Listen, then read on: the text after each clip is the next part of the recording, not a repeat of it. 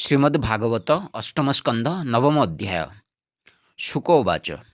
असुरे वशी एक मेळे सुधा संपूर्ण कुंभकरे विविध पान पात्र आणी एक आरके वाक्य भणी सुहृदपण दूर कले दुष्ट आचार आचरिले एमंते शुण परीक्षित मोहिनी रूपे जगन्नाथ मिलिले असुरंक पासे अमृत हरण विश्वासे विष्णु मोहिनी रूप देखी निश्चल कले सर्व आखी चकिते अन्ये अन्ये चाही बोलंती विष्णु रूपे मोही देख ए रूप कांति धाम नव जुवती अनुपम काहू इला किबा अर्थे पादे चालई दृष्टि पथे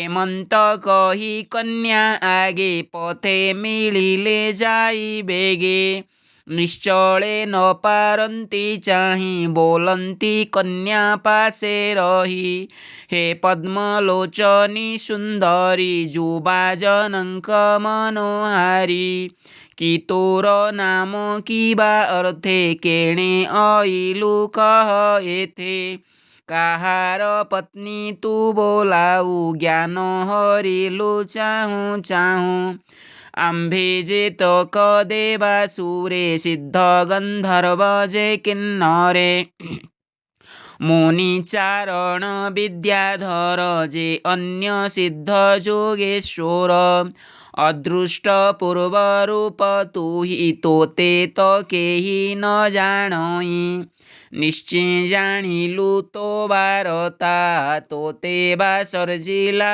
विधाता प्राणींक इंद्रिय हरणे मोहन अज्ञान कारणे तो रूप अति मनोहर तू एबे आंभ बोल कर आंभे जे देवता दानवे अमृत पान सम भावे ए वस्तु बेनी भाग करी दिय गो परमा सुंदरी कश्यप पुत्र आंभे दुई केबे आंभर न पड़ई तुए अमृत आंभ पात्रे दिभाग करी यथा अर्थे परसी दिय शुद्ध चित्ते समान भावे आंभ पात्रे केबे न करिबु भेद जेमंते उभय आनंद असुरंकर बोल शुणी माया मोहिनी चक्रपाणी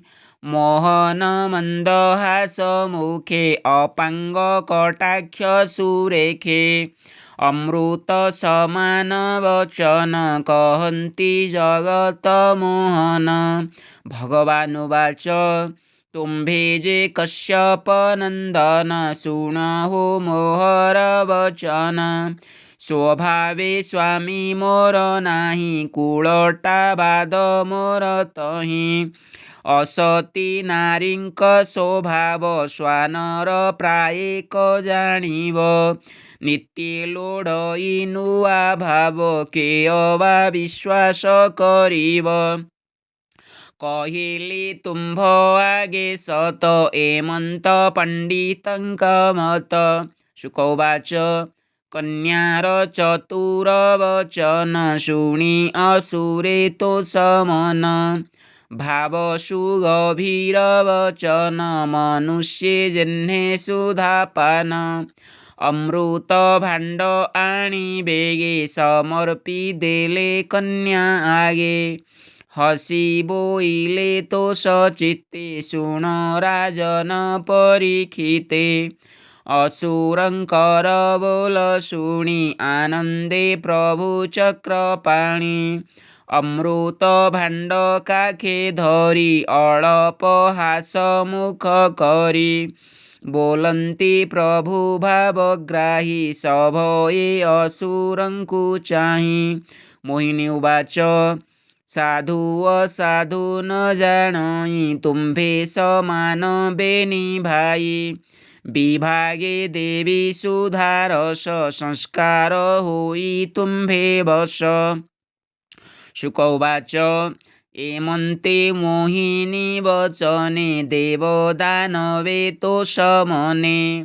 प्रथमे उपवास करी प्रातः स्नान संध्या सारी। संतोष चित्ते होम कले गोविप्र चरणे पूजिले। भूतंकु देले भूत बळी स्तुति जे कले विप्रे मेळे। अहत वस्त्र जुग पिंधि शोभन गंधे नाना विधि। कुशवासने सर्वे वशी वंदन कले पूर्व दिशि। कुशवासने सर्वे वशी वदन कले पूर्व दिशि। धूप आमोद यज्ञशाळे आनंदे बसिले सकळे। सुगंधमाला दीपपंथी आवोरी पानपात्र छन्ति। से यज्ञशाळे नरहरि अति मोहिनी रूप धरि। असुरंकर मन मोहि अमृत कुंभ तळे थोई। अति मोहन रूप देखी देवता असुरंक आखि। रहिला हरि वक्षस्थळे सुसंच कुच जुग मूळे। हरि विचार कले मने असुरंकर सुधापाने। देवे होइबे अरक्षित एकथा नुहई उचित। सर्पकु क्षीर जे पियांति सर्पर घाते से मरंति। जाति स्वभावे नृशंसक असुरे नुहन्ति विवेक। एमंत चिंतेण श्रीपति बोइले हुअबे निपंति। बाम दक्षिणे मोर वश कहि हुअन्ति हस हस। स्वरूपे असुरंक मन बळे हरिले भगवान।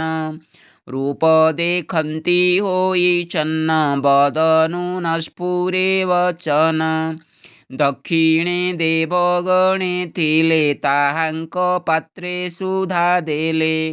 असुरे सुकृत पाळने निश्चळे बसिले मौने।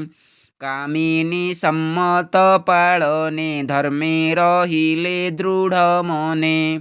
माया मोहिले चक्रधर बदने नईला उत्तर। देवंकु परशिवा बेळे राहु जे थिला तांक मेळे। गोपते बसी देव वृंदे अमृत भक्षिले आनंदे।